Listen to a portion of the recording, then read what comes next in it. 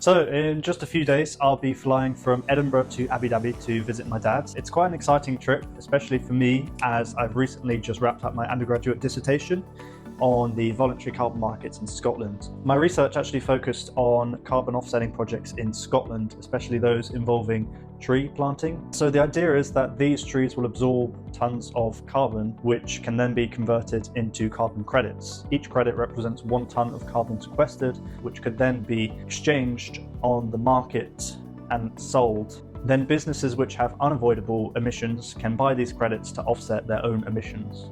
So after studying this topic for a few months, I realized it would be a great opportunity to not only spend time with my dad, but also showcase a nature-based carbon offsetting project. And my dad's done a lot of work assessing the financial feasibility of reforesting mangroves in the Middle East. The purpose of this video is to try and highlight the National Mangrove Reserve in Abu Dhabi as a case study to give a bit more detail into mangrove restoration and the benefits this can provide.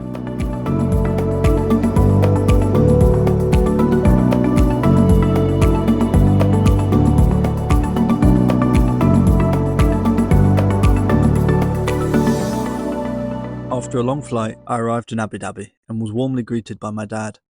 Following a good night's rest, we packed our things and set off to venture out into the mangroves.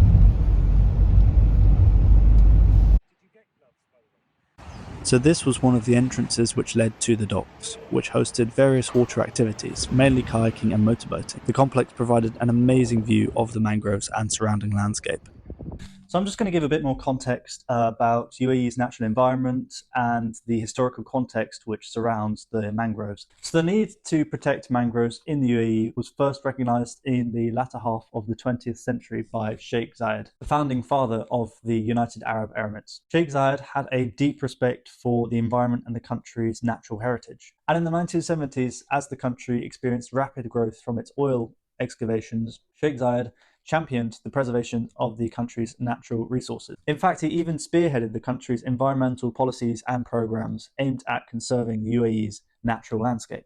However, the country finds itself in a complex position today, shaped by a mix of macroeconomic trends from the past and Western influence. During my time at university, I also wrote an essay exploring the physical landscape of Dubai and its historical development. And I'd like to just share an extract from that essay now. When developing the United Arab Emirates, inspiration was drawn from European cities, including British planners in Dubai's design. This colonial influence predisposed the region to neglect local heritage in favour of lavish, Western-centric development, facilitated by profit. And in the decades to come, Western influence went as far as renaming urban spaces, including metro stations and buildings, just to generate sponsorship revenue, illustrating how urban areas are increasingly treated and managed as commodities. Greening the desert as a display of wealth, which has origins in Islamic traditions, this approach has become intertwined with Western methods, reflecting a globalized, often cultureless, reinterpretation of traditional ecological practice. The ideological framework of Zayedism, based on the principles of Sheikh Zayed, promotes green identity as a symbol of modernity and environmental stewardship.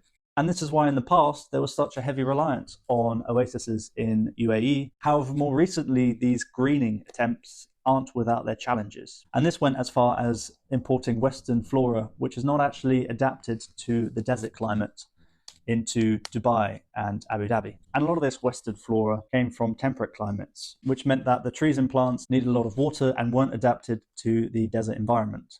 So really you can understand the complexities of the landscape. On the one hand, you have capitalism, globalization, and sort of Western influence of natural fauna. Yet you can also understand the influence of greening the deserts centered by Islamic values, which haven't really been carefully aligned to the natural environment of the Middle East, which is a hot climate, a harsh desert-like terrain. And this is where the mangroves come in. They are perfectly suited to a desert climate.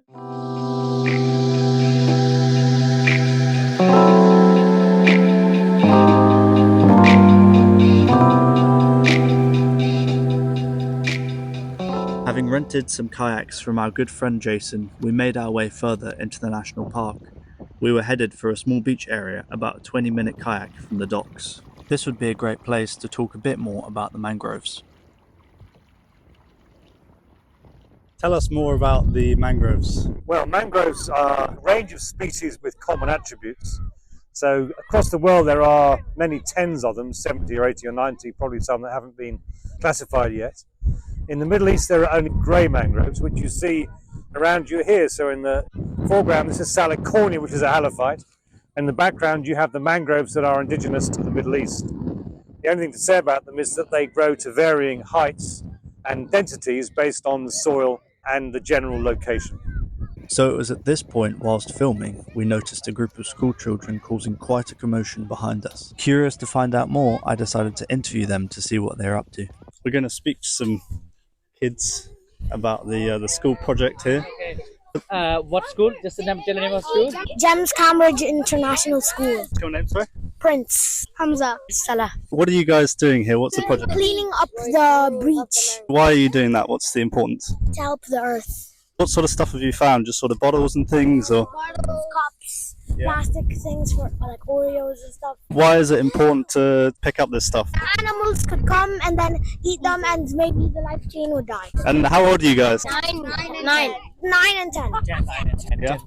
So after a rather insightful interview, we set off once again to kayak deeper into the mangroves.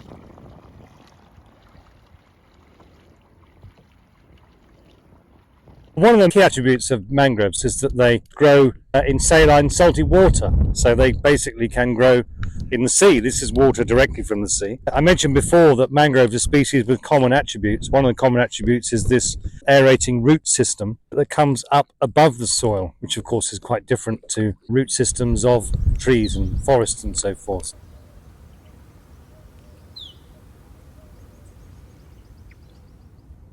The benefits of mangroves is their root system, which, with all other root systems, of course, binds together the soil. And what that does is it is a hugely significant factor in coastal erosion. It also means that when tsunamis occur, and they do occur, of course, from time to time, it is great flood protection against tsunamis.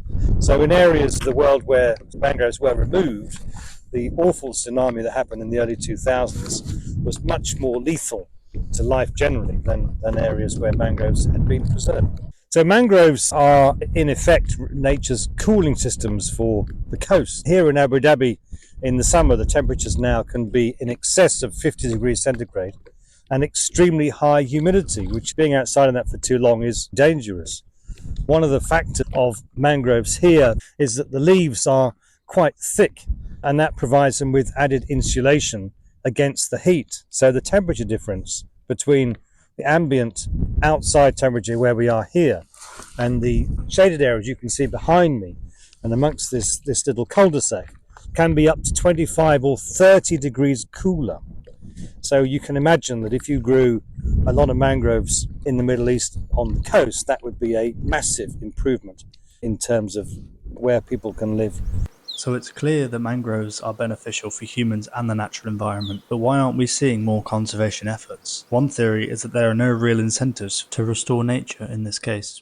The carbon markets were first established in the Kyoto Protocol in 1997. A large part of this were the Clean Development Mechanisms, or CDM for short. The goal of CDMs was to allow industrialized countries to offset their emissions by funding carbon reduction projects in developing countries. However, many of these projects focused narrowly on maximizing carbon sequestration, often at the expense of broader goals of community engagement and ecological sustainability. One example was in Tanzania, a project developer planted hectares of eucalyptus trees in order to reap all of the financial rewards for sequestering as much carbon as possible. However, eucalyptus trees weren't indigenous to the area, and being a water-intensive species, they not only depleted the groundwater, but also disrupted local ecosystems and endangered the community livelihoods that depended on that water supply. And historically, this was the case for a lot of these clean development mechanism projects. And up until more recently, voluntary carbon markets, which involve nature-based offsetting, haven't really taken off. And we haven't really seen the market growth in carbon markets to make it a more financially viable and sustainable approach to mitigate global warming through carbon sequestration.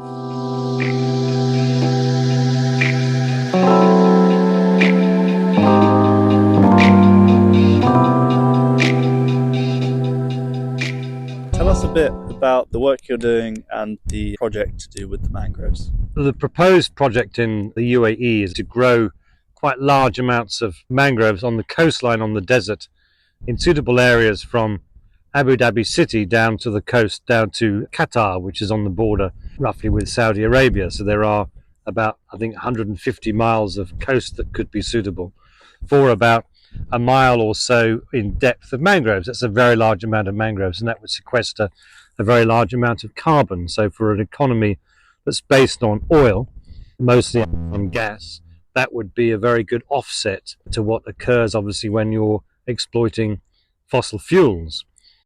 Fresh water is always going to be a concern in the Middle East, but here these will grow in the intertidal zone, which can be up to 1 or 2 or 3 kilometers deep along pretty much, not all of, but much of the coast of Middle Eastern countries where the desert meets the sea.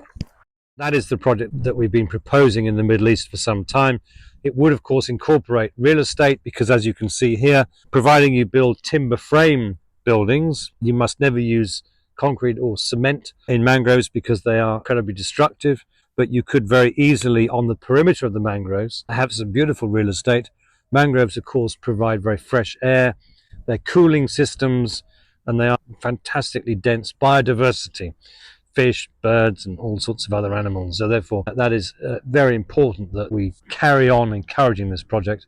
Carbon income is just not enough, especially with the very volatile carbon markets that there are. These voluntary carbon markets are just not very effective. There's no chance that you can do useful nature-based projects at those prices. It doesn't work. Our assessment is, I think, $15 to $20 per tonne of carbon dioxide is about the limit, the minimum. If you're to do the project properly. People do sometimes start projects, so you can't just plant them, you've got to maintain them, and all that costs money.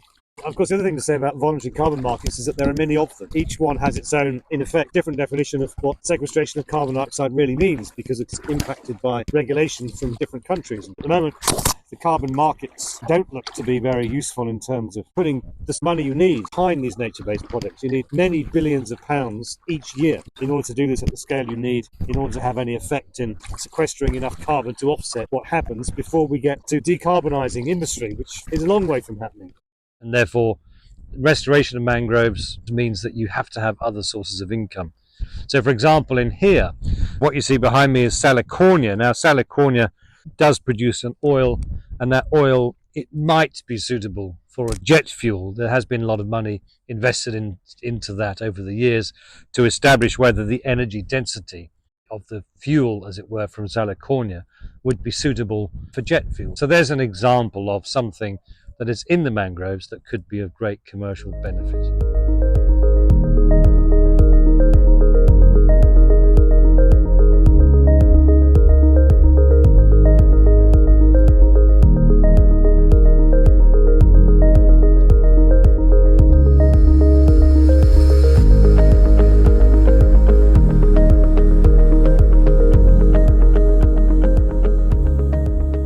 So we've been drifting down this channel. Thought it was a good opportunity to maybe talk about the growth rate of mangroves. How old are these mangroves just here on the left? So these are, the young ones are anything from about 2 years old to about 4 years old, roughly. And then to the left, the larger ones here are of the order of 10 to 15 years. So in the mangroves in Abu Dhabi city, mangroves don't grow much higher than about 20 feet. And they can be up to about 30 years old. That seems to be their longevity. And they grow, as you can see, of varying levels of density. So in terms of carbon sequestration, one of the key questions, of course, always is how many tons of carbon dioxide can be sequestered per hectare of mangroves? And the answer is it varies enormously from a few tons to up to 20 or 30 tons of carbon dioxide sequestered into one single hectare. I've had a lot more energy since kayaking through these mangroves, and I guess that's probably because of the oxygen in the bloodstream. Yeah, I think so. The air quality is far better. And a lot of Olympic teams go to not these mangroves, but the different. Yes, up at Ajman, which is about an hour north of Dubai. The guys there who train kayaking, they do that because air quality, which is extremely good. It's completely the opposite of places like Dubai and other big cities, which inevitably have bad air because they're full of 500,000 vehicles or whatever it is. The mangroves are good for the climate, and some of these mangroves good to make medicine, boil it, and even drink it. And mangroves, you can say it's a country of a lot of birds, flamingos, and heron birds, and Egyptian geese. The tourists think that they are coming to go inside the jungle, and they thinking they will find crocodiles, they will find stingrays and things like this. There is stingrays and there is, but if they are lucky to see, but no crocodiles. Yeah. A lot of the overlooked benefits of carbon sequestration projects like these would be the community benefits and mental health and well-being. I mean, this is probably the most relaxing place you're going to find. Just drifting down here, kayaking, enjoying the sun, the nature. It's incredible. As we've floated down this channel, we've noticed that there's been increasing amounts of scum, which is from the cement mix, and it's floated down here. Can you tell us a bit more about the impact this cement mix has had on the mangrove plants here? I mean, mangroves obviously take in salt because they're in seawater, so therefore they take in cement, but cement in effect is a glue. So when a mangrove takes in glue, i.e. cement, it kills the mangrove tree. And there are several miles in some areas, sadly, along the coast of UAE where mangroves are dying due to construction projects. You can see on your right-hand side an example of just a small amount of construction work where you have massive projects building thousands of homes. It's pretty impossible for there not to be damage to mangroves without building very expensive dams to prevent the cementitious residue from getting into the seawater, which then pollutes the mangroves. It's a sad thing to see, but some of these mangroves are dying as a result of pollution. Hopefully, the guys that run the country will put an end to that at some point. You can see here you have very bare branches where they've been damaged in the process of dying. North of here, there's a very large amount of construction projects, and associated with those projects is a lot of earthworks that involve a cementitious residue. What I think is likely to have happened is that the cement residue comes down from this north side of the mangroves and along this coastal area here, and the dieback can be several hundred meters inside the mangrove forest itself. So obviously there needs to be some sort of attention to this rather urgently. I guess one limitation of water-based or marine ecosystems is that they're much more prone to direct pollution like water pollution and much more vulnerable in that regard. Yes, all these areas, might call it deleterious material, gets into the water and that finds its way into the mangrove. And in this case, it didn't take us long to see for ourselves the harmful effects this had had on the wildlife. The branches of the mangroves were often bare with few insects and featured dead crabs floating on the ocean surface. Mangroves are the backbone of this ecosystem. If they perish, then those who inhabit it will do too.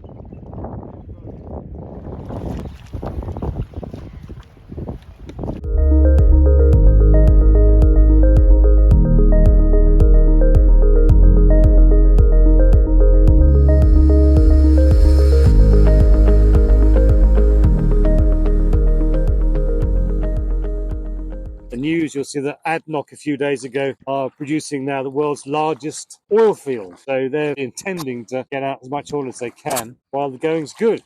That's just going to put more GHGs in the atmosphere. They need offsetting. Therefore, there needs to be more money for nature-based carbon sequestration projects. And at the moment, the cycle is that fossil fuel industry is just carrying on while paying lip service to the reality, which is that we must now A, decarbonize, and B, urgently offset emissions.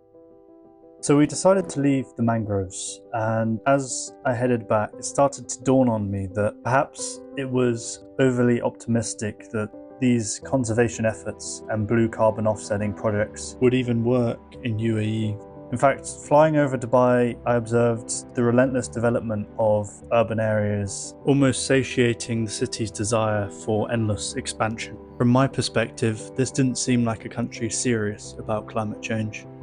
So I'm back now in the UK, and it's been a few months since we filmed the video, and since being back I've just been busy finishing my studies and editing the last of the footage from the trip. When I went out to film in UAE, I didn't have a set agenda. I didn't want to paint any sort of picture. I just went out with an open mind and really wanted to capture the essence of the mangroves and the potential of carbon offsetting in that region. And so by undertaking this project, I think what I found has been quite eye-opening.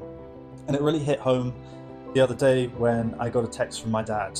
It was a forwarded voice note from Jason, one of the tour guides who worked in the Abu Dhabi National Reserve. And I think I would be much better off playing it to you instead of putting it in my own words. Hi man, what's up? How's going on? How's situation? You good? Well, I miss you too much. I'm gonna tell you this news, what's going on. Anantara will close and this marina will close on the 31st of May and everybody will leave. At the moment we are not opening because there is problem in the water. As they say, the water is contaminated. And even if they give us the permission to come back, we have like 2 weeks to pack our things and leave. So very bad. I know you will be sad of that. They will close this place. And Aldar was sold this place to another company. I don't know the new company what's called, and if they will give docks for water sports, yes or no, we don't have any idea. We don't know the new company what's called, what the name. So that's news I'm going to tell you about. It's very bad news. I feel very depressed. I'm sitting home now. Yeah, imagine. This Anantara was a life for us. Very bad, very bad. We'll see what's going on.